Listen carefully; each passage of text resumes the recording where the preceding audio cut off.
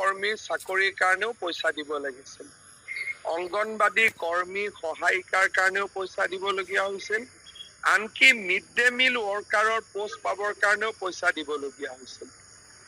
তলত যদি 1 লাখ টকা দিবলগীয়া হৈছিলে, DSP ACSৰ চাকৰিৰ কাৰণে 1 কোটিলৈকে দিবলগীয়া হৈছিলে। তাৰমানে 1 লাখৰ পৰা 1 কোটি প্ৰত্যেকটো চাকৰিৰ এটা ৰেট আছিলে কংগ্ৰেছৰ দিনত। আৰু কংগ্ৰেছৰ মন্ত্ৰী বিধায়ক সকলোৱে তাত জঁপিয়াই পৰিছিল। প্ৰধানমন্ত্ৰী নৰেন্দ্ৰ মোদী ডাঙৰীয়াই চৰকাৰ গঠন হওঁতে আমাক সকলোকে নিৰ্দেশ দিছিল যে নিযুক্তিৰ প্ৰক্ৰিয়া নিকা কৰিব লাগে, ট্ৰান্সপাৰেণ্ট কৰিব লাগে, স্বচ্ছ কৰিব লাগে।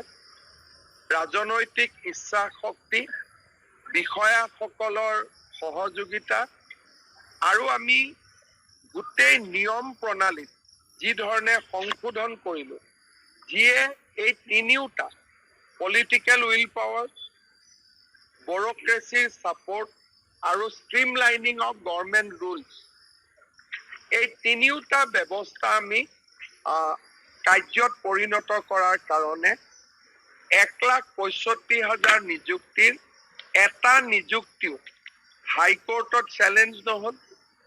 কোনো যুৱক যুৱতীয়ে আমাক পৰা টকালৈ চাকৰি দিছে বুলি অভিযোগ নকৰিলে। আৰু এই সময়ছোৱাত যুৱক যুৱতীসকলৰ মাজত চৰকাৰৰ প্ৰতি এটা ডাঙৰ ইতিবাচক মনোভাৱৰ সৃষ্টি। মই বিধায়ক নতুনকৈ নিৰ্বাচিত হোৱা বিধায়ক ডাঙৰীয়াক মই ধন্যবাদ জ্ঞাপন কৰিছোঁ। তেখেতৰ সমষ্টিটোৰ লগতে সামগ্ৰিকভাৱে আমি জিলাখনৰ গোটেইখিনি তথ্য দিছোঁ। মই নিজে জিলাখনলৈ গৈছিলোঁ, তাত গৈ পেলাই গোটেইখিনি কনষ্ট্ৰাকশ্যনৰ মনিটৰ কৰিছিলোঁ আৰু কৰি পেলাই কামবিলাক স্পীড আপ হ'ব দিছোঁ। এই মডেল অংগনবাদী কেন্দ্ৰবিলাক যে আমি নিৰ্মাণ কৰি আছোঁ, তাত আচলতে একোখন কনষ্ট্ৰাকশ্যন কমিটি থাকে আৰু সেই কনষ্ট্ৰাকশ্যন কমিটিবিলাকে তাত স্থানীয়ভাৱে কাম কাজবিলাক কৰে। মই বিধায়কগৰাকীকো মই অনুৰোধ জনাইছোঁ যে তেখেতে যাতে নিজেও কনষ্ট্ৰাকশ্যন কমিটিসকলৰ লগত বহি পেলাই কাম কাজবিলাক যাতে ক্ষীপ্ৰ কৰিব পাৰে, তেখেতেও নিৰ্দেশ দিব পাৰে, মই অনুৰোধ জনাইছোঁ। আৰু সদনত ইয়াত যথেষ্ট সকলো বিধায়ককে মই অনুৰোধ জনাইছোঁ। ইতিমধ্যে যদিও প্ৰশ্নটো মই গোটেই অসমৰ কথাই ময়ে কৈছোঁ যে অসমত আমি যোৱা সময়ছোৱা প্ৰায় 9,000ৰো বেছি মডেল অংগনবাদী কেন্দ্ৰ আমি অনুমোদন দিছিলোঁ। আৰু সেই মডেল অংগনবাদী কেন্দ্ৰসমূহৰ ভিতৰত প্ৰায় 4,000ৰো বেছি কেন্দ্ৰ ইতিমধ্যে নিৰ্মাণ হৈ উঠিছে। আৰু যিখিনি কেন্দ্ৰ ইতিমধ্যে আণ্ডাৰ কনষ্ট্ৰাকশ্যনত আছে, সেই কামখিনি ক্ষীপ্ৰতৰ কৰিবৰ কাৰণে মই নিজেও জিলাবিলাকলৈ গৈছোঁ আৰু আহিব লগা সময়ছোৱা মই জিলাবিলাকলৈ নিজে যাম আৰু বিধায়কসকলৰ লগত থাকি পেলাই সেইখিনি যিমান পাৰোঁ আমি স্পীড আপ কৰিবৰ কাৰণে চেষ্টা কৰিম। আৰু লগতে আমি এটা কথাও কৈছিলোঁ যে নিজৰ নিজৰ সমষ্টিত বিধায়কসকলে যদি নেতৃত্ব দিয়ে, তেতিয়াহ'লে মডেল অংগনবাদী কেন্দ্ৰসমূহ আমাৰ পঞ্চায়ত আৰু ৰুৰেল ডেভেলপমেণ্টৰ পুঁজি থাকে, তাৰেও তেওঁলোকে পুনৰ নিৰ্মাণ কৰিব পাৰে। আৰু ইতিমধ্যে আমি কেন্দ্ৰীয় চৰকাৰলৈ আমি লিখিছোঁ যে অসমত বাকী থকা যিবিলাক মডেল অংগনবাদী কেন্দ্ৰ আছে তাৰ পুনৰ নিৰ্মাণৰ কাৰণে আমি পুঁজি বিচাৰিছোঁ। আৰু আমি ইতিমধ্যে অসম চৰকাৰকো আমি তেওঁক অনুৰোধ জনাইছোঁ যাতে আহিব লগা সময়ছোৱা আৰু মডেল অংগনবাদী কেন্দ্ৰ ৰাজ্যখনত নিৰ্মাণ কৰিবৰ কাৰণে বিভাগক পুঁজি প্ৰদান কৰে। যদি পুঁজি সাপেক্ষে আমি এই নতুনকৈ মডেল অংগনবাদী কেন্দ্ৰ আমি ৰাজ্যখনত গ্ৰহণ কৰিবৰ কাৰণে আমি সদায় প্ৰচেষ্টা গ্ৰহণ কৰি আছোঁ।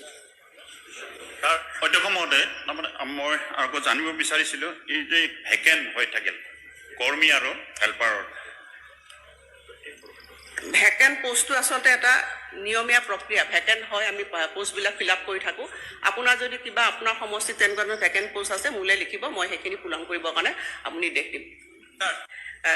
মই এপইণ্টমেণ্টৰ কথাখিনি কৈছোঁ, আমাৰ বৰা ডাঙৰীয়াই সঠিকভাৱে কৈছে, তেখেতে সঠিকভাৱে কৈছে, মোকো কৈছে। মই তেখেতে আশ্বস্ত কৰিছোঁ যে মই এই বিষয়ত চাম যাতে কোনো ধৰণৰ অসুবিধা নোহোৱাকৈ আমি ভেকেঞ্চি পোষ্টবিলাক ফিল আপ কৰিব পাৰোঁ। 1 নম্বৰতে।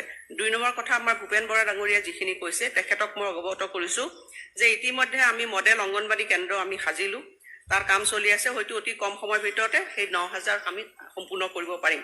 ইয়াত বিধায়কসকলেও সহযোগিতা আছে। আৰু আপোনাক মই জনাবলৈ পাই ভাল পাইছোঁ যে অসমৰ এই মডেল অংগনবাদী কেন্দ্ৰই দিল্লীত আমি যেতিয়া ৰিভিউ কৰিছিলোঁ, আমাক ভাৰতবৰ্ষৰ ভিতৰতে এটা বেষ্ট মডেল বুলি পেলাই তেওঁলোকে আমাক স্বীকৃতি প্ৰদান কৰিছে। কাৰণ আপোনালোকে জানে যে অসমৰ বাহিৰতো যদি আপোনালোকে যায়, ইমান সুন্দৰকৈ কনষ্ট্ৰাকশ্যন কৰা মডেল অংগনবাদী কেন্দ্ৰ ভাৰতবৰ্ষতো পাবলৈ টান। গতিকে মই বিধায়কসকলক বিশেষকৈ ধন্যবাদ দিছোঁ। তেখেতে নিজে এইবিলাক কাৰ্য সম্পন্ন কৰিছে আৰু বাকীখিনিও তেওঁলোকে কৰিব। অসমৰ মুখ্যমন্ত্ৰী ডাঙৰীয়াকো মই জনাইছোঁ যে যিখিনি আৰু থাকি গৈছে সেইখিনিও যাতে আমাৰ বিভাগটোক সেইখিনি কামো যদি আমি আগবাঢ়ি যাব পাৰোঁ পৰ্যায়ক্ৰমে, তাৰ বাবে আমি অনুৰোধ জনাইছোঁ। আমি আশা ৰাখিছোঁ ভৱিষ্যতে হয়তো আমি এইখিনি কামো আগবাঢ়ি যাব পাৰিম।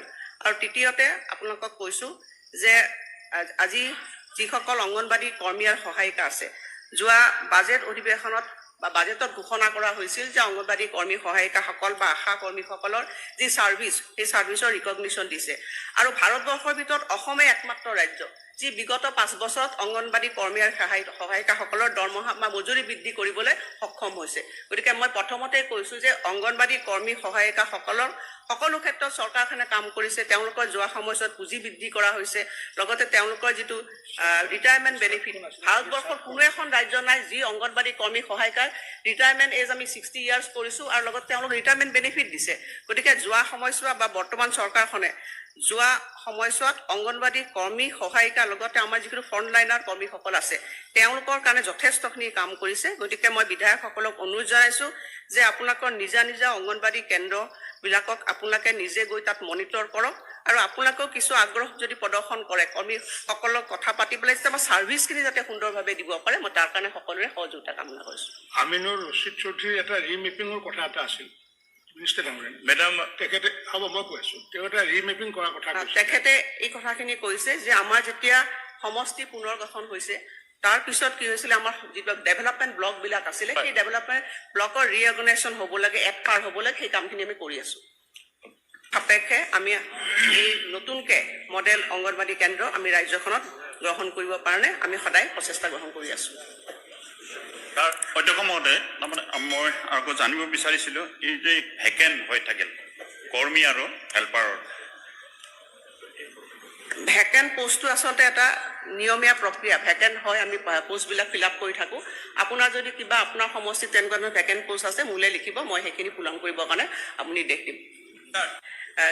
মই এপইণ্টমেণ্টৰ কথাখিনি কৈছোঁ, আমাৰ বৰা ডাঙৰীয়াই সঠিকভাৱে কৈছে, তেখেতে সঠিকভাৱে কৈছে, মোকো কৈছে। মই তেখেতে আশ্বস্ত কৰিছোঁ যে মই এই বিষয়ত চাম যাতে কোনো ধৰণৰ অসুবিধা নোহোৱাকৈ আমি ভেকেঞ্চি পোষ্টবিলাক ফিল আপ কৰিব পাৰোঁ। 1 নম্বৰতে।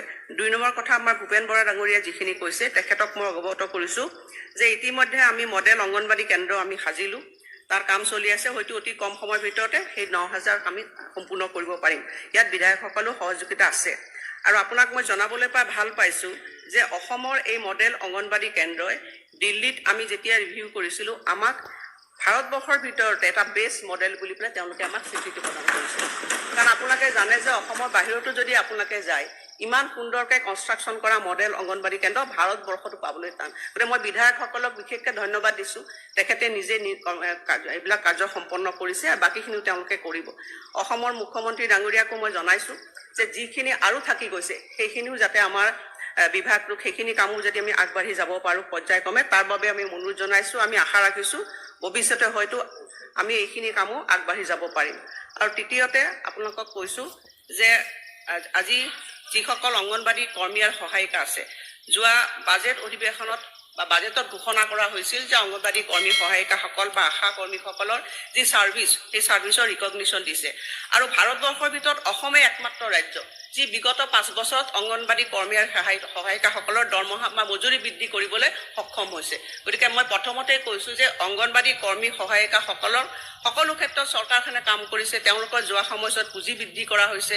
লগতে তেওঁলোকৰ যিটো ৰিটায়াৰমেণ্ট বেনিফিট, ভাৰতবৰ্ষৰ কোনো এখন ৰাজ্য নাই যি অংগনবাদী কৰ্মী সহায়িকাৰ ৰিটায়াৰমেণ্ট এজ আমি 60 ইয়াৰ্ছ কৰিছোঁ আৰু লগত তেওঁলোক ৰিটায়াৰমেণ্ট বেনিফিট দিছে।